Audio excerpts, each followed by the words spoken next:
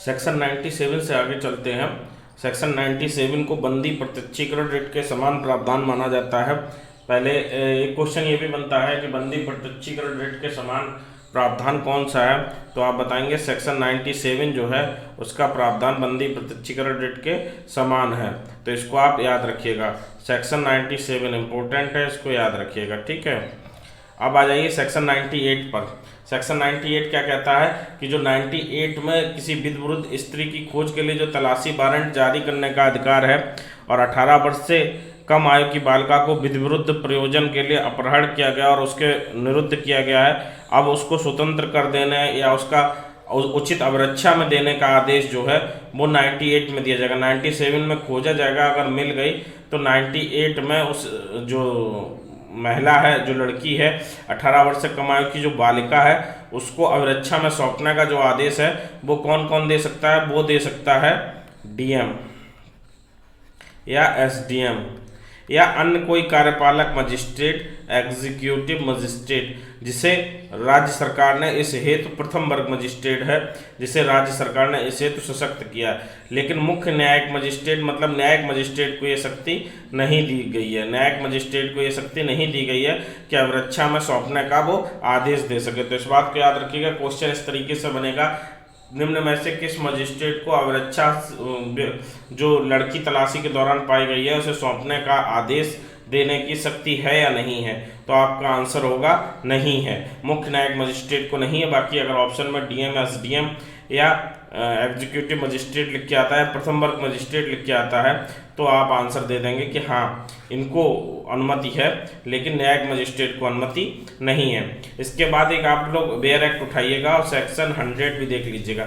Section 100 बहुत ज़्यादा important नहीं है, लेकिन ये प्रावधान करता है कि जो भी तलाशी करने वाला व्यक्ति है, जो तलाशी करने वाला अधिकारी है, उसको जो भी सुविधा चाहिए होगी और जिस स्थान की तलाशी हो रही है उसका जो इंचार्ज होगा, उसका जो भार साधक होगा, हिंदी में कहते हैं भार साधक और इंग्लिश में कहते हैं इंचार्ज, उसका जो भार साधक होगा वो सभी सुविधाएं देगा जो तलाशों के दौरान जरूरी हैं, और अगर ऐसा नहीं करेगा तो उसके खिलाफ आईपीसी में कार्रवाई होगी कि उसने पुलिस का असहयोग किया है, ठीक है। एक तो सेक्शन 100 में एक तो जो ड्यूटी है वो इंचार्ज के ऊपर आ जाती है, और दूसरी ड्यूटी क्या है? दूसरी ड्यूटी जो पुलिस ऑफिसर है उसके ऊपर आ जाती है। पुलिस ऑफिसर ऐसी जगह पर तलाशी लेने से पहले 2 या 2 से अधिक प्रतिष्ठित और स्वतंत्र व्यक्तियों को उपस्थित सुनिश्चित करेगा कि ऐसे लोगों की उपस्थिति हो, ताकि कल को अगर ये आरोप लगता है कि पुलिस ने ये गलत किया या पुलिस ने वो गलत किया, या वो व्यक्ति आरोप लगाता है कि किसी प्रकार का कोई आरोप अगर लगता है,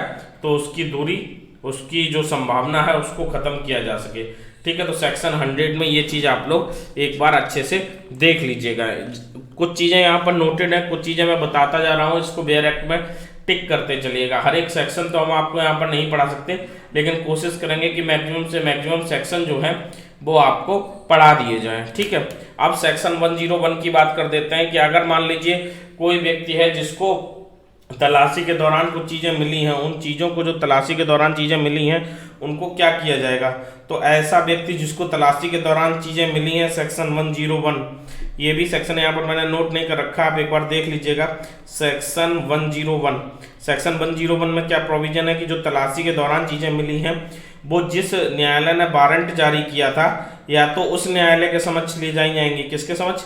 जिसने वारंट जारी किया था, पहला पॉइंट। और दूसरा पॉइंट क्या कहता है? अगर वारंट जारी करने वाला न्यायालय दूर है और उसी अधिकारिता का कोई न्यायालय पास में है जो निकट है, तो उसके समक्ष वो चीज़ें ले जाई जाएंगी। उनकी एक सूची होगी, उसको न्यायालय एक्सेप्ट करेगा कि हाँ हमने ये देख लिया, ये चीज़ें बरामद हुई हैं। तो ये भी प्रोविजन किस लिए किया गया? इस प्रोविजन का भी उद्देश्य वही है कि पुलिस जो चीज़ें बरामद हुई है उनसे छेड़छाड़ ना करे। हालांकि ऐसा होता है कि छेड़छाड़ की जाती है, लेकिन ये प्रोविजन बनाए गए हैं ताकि इन चीज़ों से ज़्यादा बचा जा सके।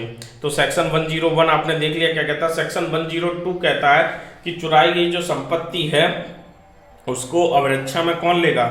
उसको अवरक्षा में पुलिस अधिकारी लेगा। किसकी अवरक्षा में होगी? पुलिस अधिकारी की अवरक्षा में होगी, अवग्रहित करेगा पुलिस अधिकारी। सेक्शन 102 क्या कह रहा है कि जो चुराई गई संपत्ति है उसको पुलिस अधिकारी अवग्रहित करेगा। क्या करेगा? अवग्रहित करेगा। और अगर वो शीघ्र प्रगतिशील है, मतलब वो जल्दी से जल्दी डिजॉल्व होने वाली है, जल्दी से जल्दी खराब होने वाली है, और उस संपत्ति का जो मूल्य है वो 500 रुपये से कम का है, तो ऐसे पुलिस अधिकारी की अनुमति से या ऐसे पुलिस अधिकारी की ऐसा पुलिस अधिकारी पुलिस अधीक्षक की अनुमति से तत्काल उसको नीलामी द्वारा विक्रय कर देगा। अगर प्रकृत्या क्षयशील है, वो चीज़ खराब हो सकती है, ऐसी प्रकृति है कि उसका उपयोग नष्ट हो सकता है, उसका उपभोग नष्ट हो सकता है, उपभोग का कारण खत्म हो सकता है, तो ऐसी स्थिति में वो क्या करेगा, नीलामी के द्वारा उसको बेच देगा। लेकिन ऐसी नीलामी पुलिस अधीक्षक की अनुमति से ही की जाएगी। ये सेक्शन 102 कहता है। सेक्शन 103 कहता है, सेक्शन 103 एक बार देख लीजिएगा कि अगर कोई मजिस्ट्रेट अपनी उपस्थिति में, सेक्शन 103, अगर कोई मजिस्ट्रेट अपनी उपस्थिति में तलाशी दिलवाना चाहता है तो वो इसे तो अपनी उपस्थिति में भी तलाशी करवा सकता है। ये प्रोविजन 103 में आपसे पूछा जाएगा, मजिस्ट्रेट का अपनी उपस्थिति में तलाशी करवाने का प्रावधान कहाँ दिया गया है, तो सेक्शन 103 में दिया गया है। सेक्शन 103 में दिया गया है। सेक्शन 104 क्या कहता है, देखिए मैं थोड़ा सा तेज इसलिए चल रहा हूँ, एक तो आपका सिलेबस कवर हो जाए, और दूसरा इसलिए तेज चल रहा हूँ कि जहाँ पर तेज चलने की जरूरत है वहाँ तेज चलूंगा, और जहाँ पर धीमे से समझाने की जरूरत है वहाँ मैं कोशिश करूंगा कि आपको समझा पाऊँ। सेक्शन 104 कहता है कि न्यायालय अगर आवश्यक समझे तो पेश किए गए दस्तावेज को परिबद्ध कर सकता है। मतलब जो दस्तावेज तलाशी के बाद इकट्ठे किए गए हैं उनको न्यायालय अगर आवश्यक समझा है तो उसको प्रोफाउंड कर सकता है, उसको परिबद्ध कर सकता है। ठीक है, तो इस चीज को आप लोग क्लियर कर लीजिएगा। फिर सेक्शन 105A है, इसमें संविदाकारी राज्य की परिभाषा दी गई है। सेक्शन 105 आपको छोड़ देना है, और सेक्शन 105 में केवल इतना याद रखना है कि संविदाकारी राज्य की परिभाषा कहाँ दी गई है, तो सेक्शन 105A में दी गई है। बस इतना याद रखिएगा कि सेक्शन 105A में दी गई है संविदाकारी राज्य की परिभाषा। ठीक है, अब सेक्शन 106 से ये प्री और मेंस दोनों के लिए बहुत इंपॉर्टेंट है ना, तो इसको भी बहुत अच्छे से पढ़ेंगे और बहुत अच्छे से इसको तैयार करेंगे। सेक्शन 106 से सेक्शन 124, सेक्शन 106 से सेक्शन 124, ये है सेक्शन। ये काय का प्रोविजन करते हैं, ये अध्याय 8 की बात करते हैं। किसकी बात करते हैं,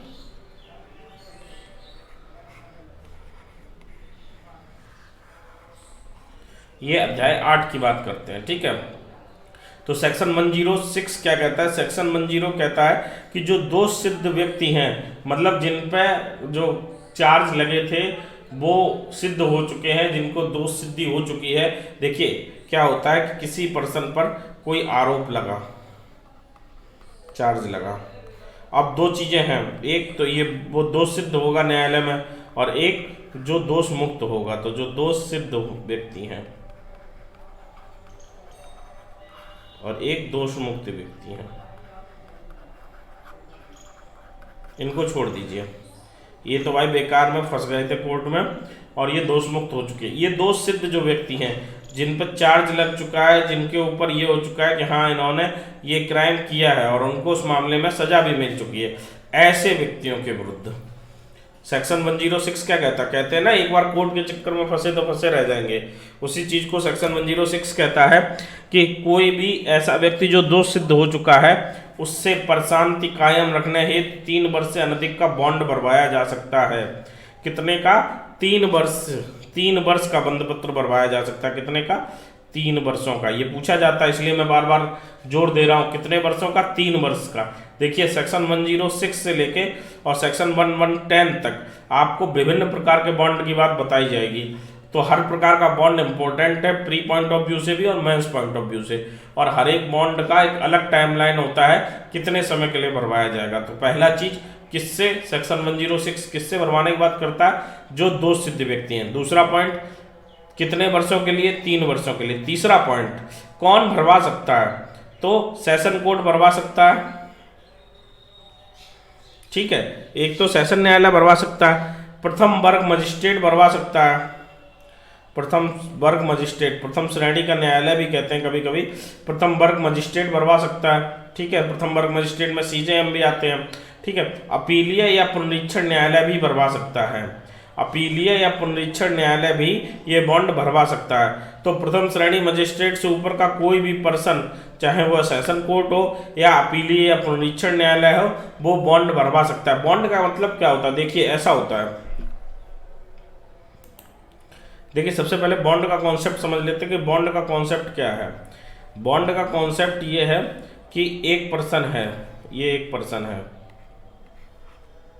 आर्ट अच्छी नहीं है उसके लिए माफ़ कीजिएगा, ठीक है। और इससे संभावना है, क्यों संभावना, इससे क्या है, संभावना है कि ये परेशांति भंग करेगा,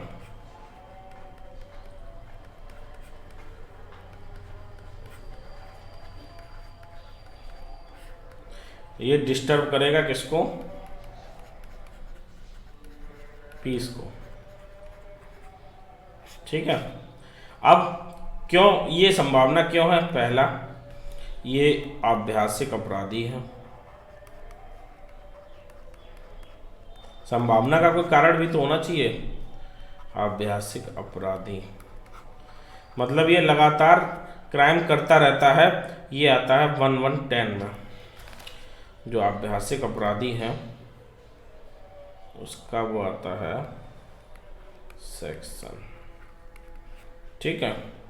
दूसरा, क्यों ये संदिग्ध व्यक्ति है,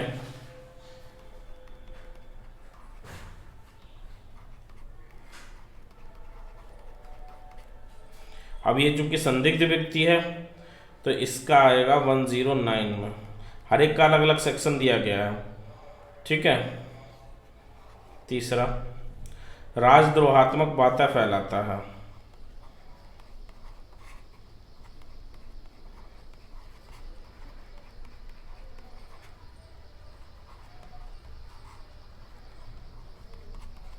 - 108 में, ठीक है।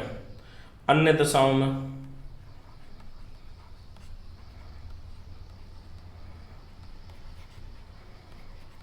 107 में, और जो अभी हम लोग पढ़ रहे थे कि दोष सिद्ध व्यक्ति है,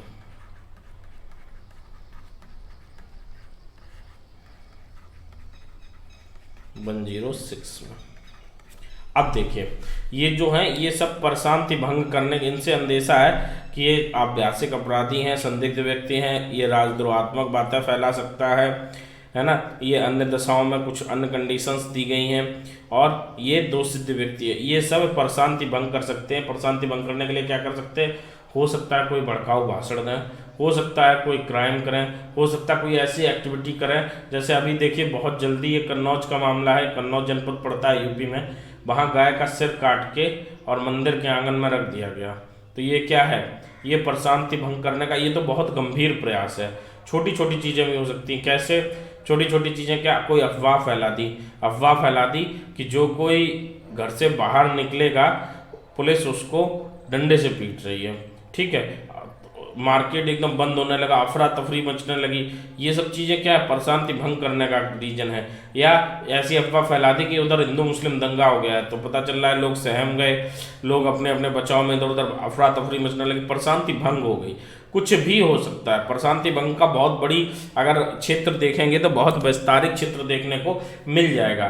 तो ऐसे में पुलिस क्या करती है, कुछ जगह पुलिस को पावर है, कुछ जगह मजिस्ट्रेट को पावर है, कुछ जगह जुडिशरी को पावर है कि आप एक बॉन्ड भर दीजिए, आप 10,000 रुपये का बॉन्ड भर दीजिए, या आप 1 लाख रुपए का बॉन्ड भर दीजिए। हालांकि बहुत छोटी राशि रहती है बॉन्ड में, इतनी बड़ी रहती नहीं है, एग्जाम्पल के लिए 1,000 का भी हो सकता है, ठीक है। ये डिसाइड करेंगे उस समय जो विवेकाधिकार है, जो व्यक्ति बॉन्ड भरवा रहा है उस पर आप बॉन्ड भरिए। बॉन्ड किस बात का होता है कि अगर आपने प्रशांति भंग, आप पे अंदेशा है, चूंकि अगर आपने प्रशांति भंग करने की कोई एक्टिविटी की तो जो कार्रवाई होगी वो तो होगी ही होगी, ये जो बॉन्ड भरवाया गया है ये राशि आपको देनी होगी। ये एक तरीके से कहा जाए तो पूर्व निर्धारित जुर्माना है, जो क्राइम अभी हुआ नहीं है उसके लिए। ये पूर्व निर्धारित जुर्माना है, जो क्राइम हो सकता है उसके लिए, ठीक है। तो ये बॉन्ड भरवाया जाता है। बॉन्ड मुझे लगता है आपको समझ में आ गया होगा बॉन्ड है क्या। बॉन्ड का मतलब यही है कि आप प्रशांति भंग कर सकते हैं, इसके लिए बॉन्ड भर दीजिए। और बॉन्ड कई जगह, एक जमानत बॉन्ड भी होता है, उसका भी यही उद्देश्य होता है कि आपको जमानत पर छोड़ा जा रहा है, आप बॉन्ड भर दीजिए। अगर आप सही सब बताए समय पर कोर्ट में उपस्थित नहीं हुए तो वो आपका जमानत बॉन्ड होगा, वो आपको भरना पड़ेगा। जमानत बॉन्ड का जो आपने ब्रीच किया है वो जमानत बॉन्ड आपको भरना पड़ेगा, जब तक कि आप कारण नहीं बताते हैं कि आप उपस्थित क्यों नहीं हुए। ठीक है, तो ये हो गया आपका बॉन्ड का मतलब। अब आइए देख लेते हैं क्वेश्चंस जो आ सकते हैं। बॉन्ड का मतलब क्या है? 106 में कौन कौन बॉन्ड भरवा सकता है, ये मेन चीज है। सेशन कोर्ट, प्रथम वर्ग मजिस्ट्रेट या फिर कोई भी अपीलीय या पुनरीक्षण न्यायालय, इनको पावर दी गई है 106 में कि ये बॉन्ड भरवा सकते हैं। किससे भरवा सकते हैं? ऐसा व्यक्ति से जो दोषी सिद्ध हो गया है। और कितनी अवधि के लिए भरवा सकते हैं? तो 106 में 3 वर्ष के लिए बॉन्ड भरवा सकते हैं। इतने ही क्वेश्चन इससे आपको मिलेंगे। 106 में किसके पास पावर है? सत्र न्यायालय, प्रथम वर्ग मजिस्ट्रेट, और इसमें कौन कौन सम्मिलित है? अपीलीय न्यायालय और पुनरीक्षण न्यायालय भी सम्मिलित हैं। अब आ जाइए 107 में। 107 में क्या है? अन्य दशाओं में प्रशांति कायम रखने के लिए प्रतिभूति देने का आदेश है। ये आदेश कौन देगा? ये देगा कार्यपालक मजिस्ट्रेट। यहाँ जुडिशियल मजिस्ट्रेट को पावर नहीं दी गई है।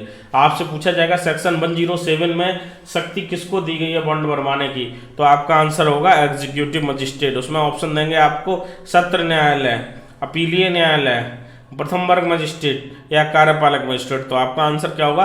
कार्यपालक मजिस्ट्रेट। और कार्यपालक मजिस्ट्रेट कितनी अवधि के लिए बॉन्ड भरवा सकता है?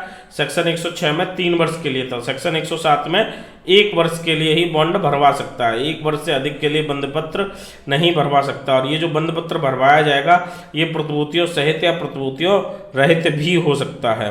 प्रतिभूतियों सहित या प्रतिभूतियों रहित भी हो सकता है। सेक्शन 108 में अगर कोई व्यक्ति राजद्रोहात्मक बातें फैला रहा है ना, राजद्रोहात्मक बातें फैला रहा है या फिर कोई ऐसी बातें फैला रहा है जिनसे राजद्रोह भड़क सकता है, तो ऐसी बातों के लिए 1 वर्ष, 10 नहीं है, यहाँ पे सही कर लीजिएगा, करेक्ट कर लीजिए, 1 वर्ष के लिए बंधपत्र निष्पादित कराया जा सकता है। बंधपत्र 1 वर्ष के लिए निष्पादित कराया जा सकता है। और ये पावर भी जो है वो किसको मिली हुई है? एग्जीक्यूटिव मजिस्ट्रेट को। किसको मिली हुई है? एग्जीक्यूटिव मजिस्ट्रेट को। सेक्शन 108 की पावर किसको मिली हुई है? एग्जीक्यूटिव मजिस्ट्रेट को। सेक्शन 109 में सेक्शन 109 में भी संदिग्ध व्यक्तियों से सदाचार के लिए 1 वर्ष के लिए प्रतिभूति भरवाई जा सकती है। कितने वर्ष के लिए? 1 वर्ष के लिए प्रतिभूति भरवाई जा सकती है। और ये भी कौन देगा आदेश? ये भी एग्जीक्यूटिव मजिस्ट्रेट। जो सेक्शन 108 में पावर है 1 वर्ष, ठीक है, और पावर किसको है? एग्जीक्यूटिव मजिस्ट्रेट को। वही पावर सेक्शन 109 में भी है, बस रीजन बदल जाएगा। सेक्शन 108 में राजद्रोहात्मक बातों के लिए और सेक्शन 109 में संदिग्ध व्यक्तियों के लिए प्रतिभूति का आदेश दिया जा सकता है। ठीक है, सेक्शन 110 में आभ्यासिक अपराधियों के लिए प्रतिभूति देने का आदेश है। आभ्यासिक अपराधियों के लिए प्रतिभूति कौन लेगा? आभ्यासिक अपराधियों के लिए सेक्शन 110 में प्रतिभूति किसको आदेश मिला हुआ है? Executive magistrate. फिर से वही आंसर है, एग्जीक्यूटिव मजिस्ट्रेट। ठीक है, लेकिन ये कितने वर्ष के लिए प्रतिभूति भरवा सकता है? 3 वर्ष के लिए। देखिए, जहां पर अपराधी वाली बात आएगी वहां पर 3 वर्ष आ जाएगा। सेक्शन 106 में दोष सिद्ध अपराधी था और सेक्शन 110 में आभ्यासिक अपराधी था। तो जहां जहां सेक्शन 106 और सेक्शन 110 इन दोनों में कितना टाइम के लिए बॉन्ड भरवाया जा सकता है? 3 वर्ष के लिए, और शेष में 1 वर्ष के लिए। सेक्शन 107, 8 और 9 में 1 वर्ष के लिए बॉन्ड भरवाया जा सकता है। तो इस तरीके से आप ये समझ लीजिएगा कि सेक्शन 106 पावर जो है वो जुडिशियल मजिस्ट्रेट की है। इसके अलावा जितनी भी पावरें हैं, जितनी भी पावर्स हैं, वो सब किसकी हैं? शक्तियां हैं जितनी भी, वो सब किसकी हैं? वो एग्जीक्यूटिव मजिस्ट्रेट की हैं। यहाँ पर सेक्शन 107, 108, 109 और 110 ये सभी पावर्स किसकी हैं? एग्जीक्यूटिव मजिस्ट्रेट की। ठीक है, आगे देख लेते क्या। आदतन अपराधी से प्रतिभूति सहित बंधपत्र लिया जाएगा। आदतन अपराधी जो है उससे कैसा बंधपत्र लिया जाएगा? प्रतिभूति सहित, विद बॉन्ड लिया जाएगा। ठीक है, विद सिक्योरिटी लिया जाएगा। धारा 110 के अनुसार आपराधिक अपराधी वह व्यक्ति है जो धारा 110 में वर्णित अपराधों को करता है जिसके विरुद्ध 2 या अधिक अपराध को करने का उल्लेख है।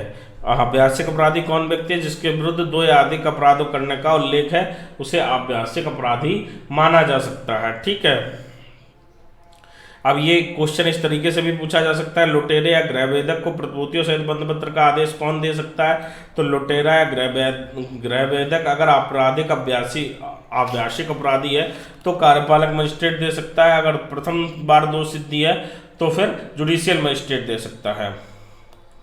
और इसमें जो प्रतिभूति की रकम होगी वो उस जो प्रतिभूति की रकम निर्धारित की जाएगी वो धारा 11 के अधीन आदेश जो है उसके अधीन रह के की जाएगी। ऐसा नहीं है कि आप अनलिमिटेड प्रतिभूति लगा सकते हैं, उसका भी प्रोविजन दिया गया है।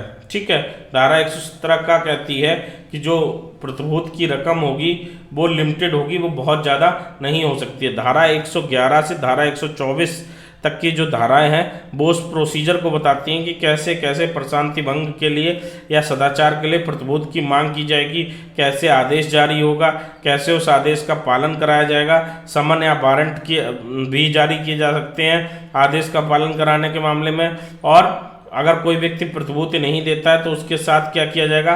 प्रतिभूति देता है और उसका व्यतिक्रम करता है तो उसके साथ क्या किया जाएगा? तो ये सभी चीज़ें धारा 111 से 124 तक दी गई हैं, पढ़ लीजिएगा एक बार। हालांकि बहुत ज़्यादा इनसे क्वेश्चन नहीं बनते हैं। एक क्वेश्चन ये बनता है कि प्रतिभूति देने में असफल रहने पर धारा 122 में किसी व्यक्ति को प्रतिभूति देने में असफल रहने पर अधिकतम अवधि 3 वर्ष का कारावास हो सकता है। धारा 111 क्या कहती है कि अगर कोई व्यक्ति प्रतिभूति देने में असफल रहता है तो अधिकतम कितना कारावास हो सकता है? तो अधिकतम 3 वर्ष का कारावास दिया जा सकता है। अब ये पढ़ने के बाद आ जाइए सेक्शन 125 पर। आपने सीआरपीसी की धारा 125 बहुत बार सुनी भी होगी और बहुत बार पढ़ी भी होगी। उसी को आगे देखेंगे कि किस किस के भरण पोषण का आदेश इसमें दिया गया है। तो सबसे पहले सेक्शन 125 का जो आदेश है भरण पोषण का, सबसे पहले ये पूछा जाएगा कि अध्याय किस अध्याय में भरण पोषण का आदेश है। तो आप अध्याय याद कर लीजिएगा, अध्याय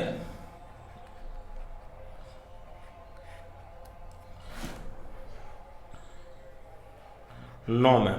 अध्याय 9 में भरण पोषण के बारे में की बात की गई। किस किस के भरण पोषण की बात की गई है? तो एक तो पत्नी का भरण पोषण।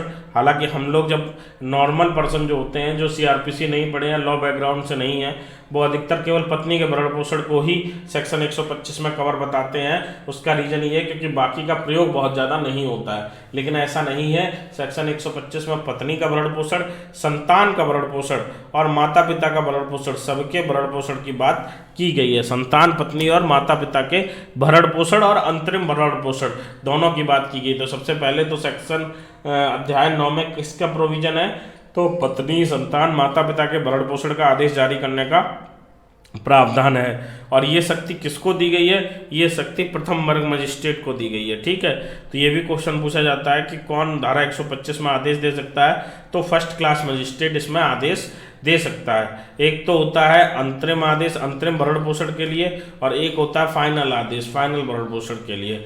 ठीक है, मामले की परिस्थितियों के अनुसार मजिस्ट्रेट भरण पोषण की राशि दिलवा सकता है। कोई भी ना तो न्यूनतम राशि निर्धारित है सीआरपीसी में, ना ही अधिकतम राशि निर्धारित है। तो भरण पोषण की राशि पर कोई सीमा नहीं है। जब आप सीपीसी पढ़ेंगे तब वहाँ वेतन के संबंध में है कि वेतन का 2/3 कुर्क किया जा सकता है, उसके अतिरिक्त कुर्क नहीं किया जा सकता है। वो जब हम लोग सीपीसी देखेंगे तब देखेंगे। यहाँ पर धारा 125 में पूछा जाए भरण पोषण के बारे में, कोई भी प्रोविजन ऐसा है कि कितनी भरण पोषण दिया जा सकता है, कितना भरण पोषण नहीं दिया जा सकता है, तो कोई भी सीमा नहीं है।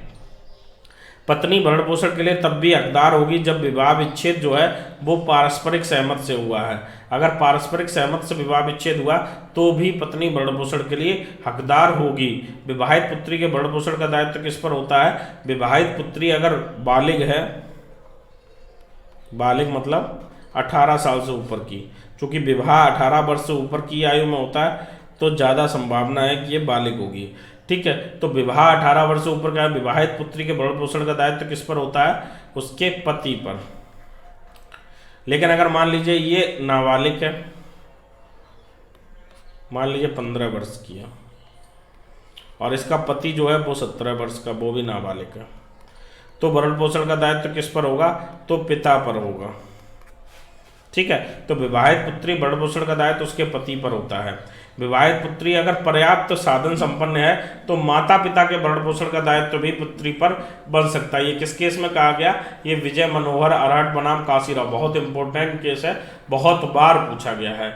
और ये याद कर लीजिए, सेक्शन 125 में जब आप आंसर लिखेंगे तब भी इस केस का नाम आपको लिखना होगा, क्योंकि ये केस बहुत इंपॉर्टेंट है। तो सेक्शन 125 किस बारे में बात करता है कि अगर भरण पोषण जो है वो पत्नी को, संतान को और माता पिता को दिया जाएगा, ठीक है। और सेक्शन 125 का जो केस है बहुत सुप्रीम कोर्ट द्वारा इंपॉर्टेंट जजमेंट दिया गया, विजय मनोहर अरहट बनाम काशीराव। तो इसमें कहा गया अगर पुत्री साधन संपन्न है तो उसे भी माता पिता का भरण पोषण करना होगा। पत्नी अवयस्क संतान माता पिता का भरण पोषण पा सकते हैं। पत्नी अवयस्क संतान और माता पिता भरण पोषण पा सकते हैं किसी पर्सन से, ठीक है। मध्य प्रदेश में माता पिता भी भरण पोषण की मांग कर सकते हैं। मध्य प्रदेश में संशोधन करके क्या व्यवस्था की गई कि जो दादी बाबा हैं वो भी भरण पोषण की मांग कर सकते हैं अपने पौत्र से। माता पिता भी भरण पोषण की मांग कर सकते हैं। जो कोई संतान जो अवयस्क है भरण पोषण का दावा कर सकती है, चाहे वह विवाहित हो या ना हो। हमने आपको बताया था कि अभी कोई पुत्री है या कोई पुत्र है जो 18 वर्ष से कम आयु का, अगर वह विवाहित भी हो गया, मान लीजिए 17 वर्ष की आयु का पुत्र है, तो वो भी अपने पिता से भरण पोषण की मांग कर सकता है, चाहे वह विवाहित हो चाहे अविवाहित हो, ठीक है। और भरण पोषण की जो बकाया रकम होगी उसकी वसूली का दावा जो है वो 1 वर्ष के अंदर होना चाहिए। जैसे मान लीजिए 1 अगस्त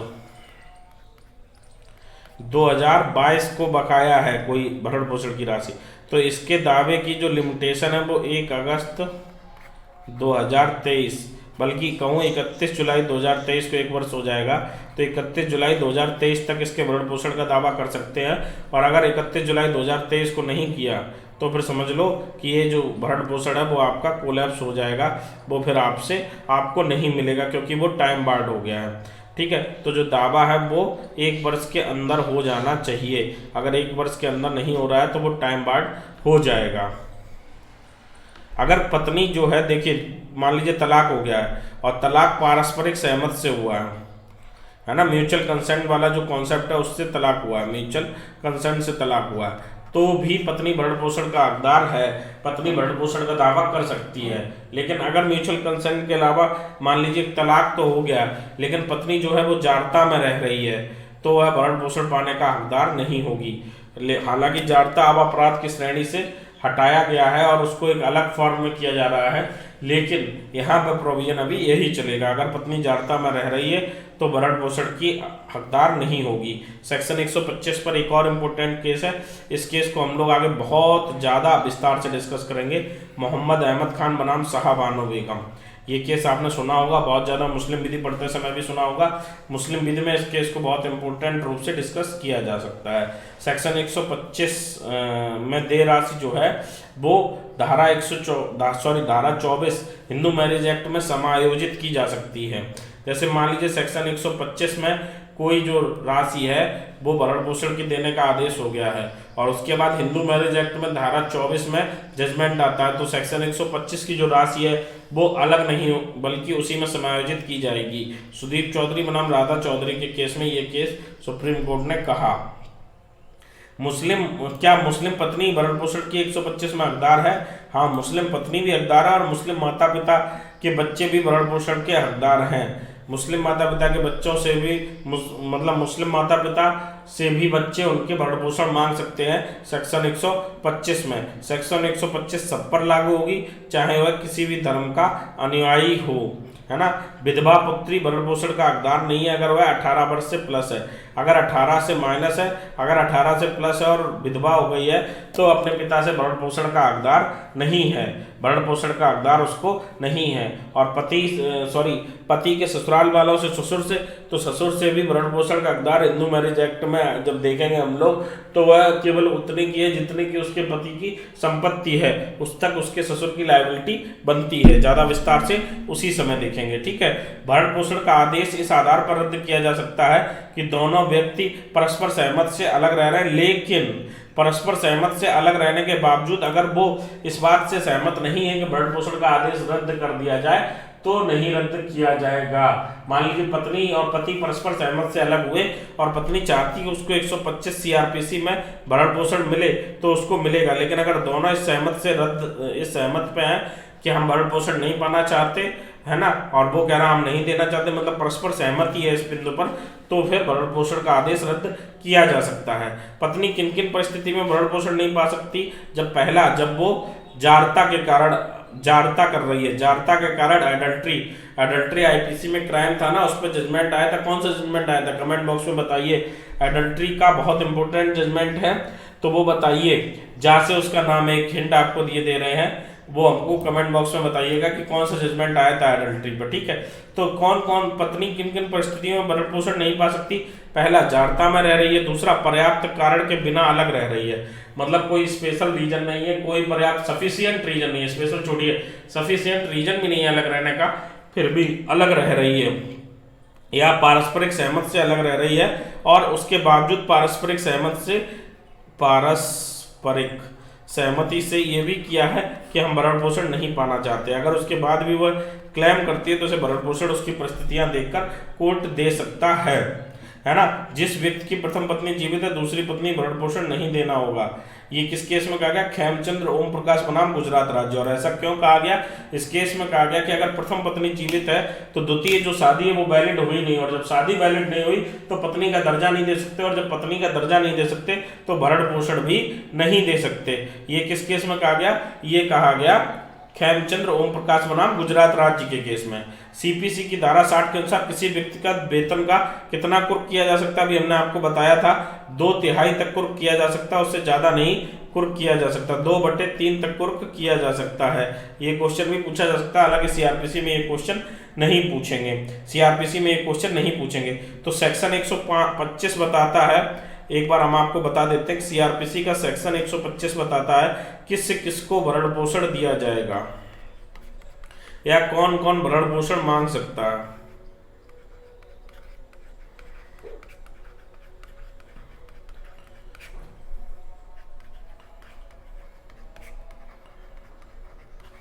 सेक्शन 125 इस बारे में बात करता है, ठीक है।